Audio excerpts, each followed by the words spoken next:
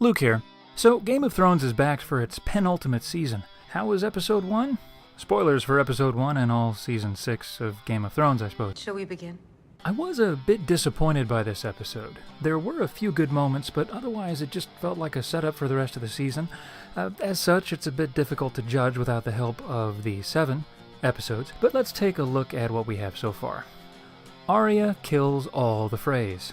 I didn't really like this opening. If we hadn't seen Arya kill the late Walder Frey at the end of Season 6, this would have been a better reveal, but that aside, and also ignoring the weird logistics of her presumably posing as an old man for at least a few weeks, it felt like pandering to me. It felt like a scene that belonged in another show where the audience actually gets to see what they want to see sometimes. It felt like Game of Thrones fan fiction, even more so when she throws out a catchphrase or two before she leaves.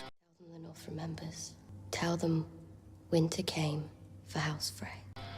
I did like the second Arya scene where she comes across the Lannister men and decides not to murder them. I had to be told that Ed Sheeran had a cameo the day after I saw the show, and then had to be told who Ed Sheeran was, so that didn't bother me, though I was perplexed that he was singing a song by a singer who didn't appear in the show, who had written it to blackmail Tyrion about his relationship with Shae, and then Tyrion has the singer murdered.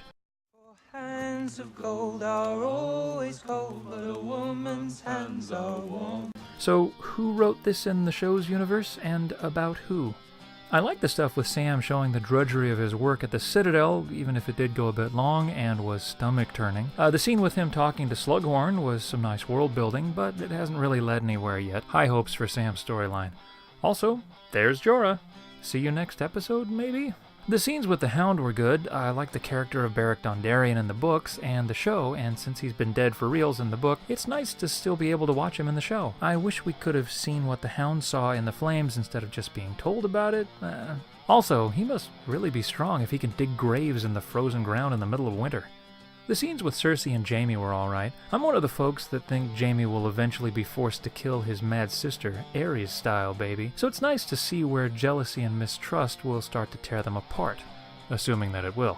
They both had traumatic experiences that changed the way they saw the world and themselves, but where Jaime found his honor and somewhat of a moral compass, Cersei has learned all the wrong lessons. Lastly, we have the slog into Dragonstone. I get it. Daenerys coming home is a big deal for her, but the arduous, silent walk all the way from shore to the map room?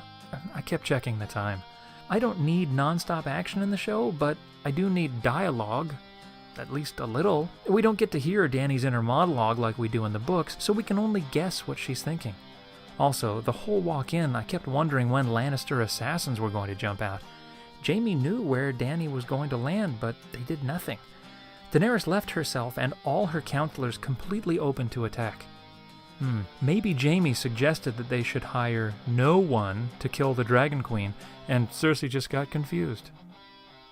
That's it for this week. Until the next episode, you know what to do. And hands of gold are always cold, but a woman's hands are warm. And hands of gold are always cold, but a woman's hands are warm.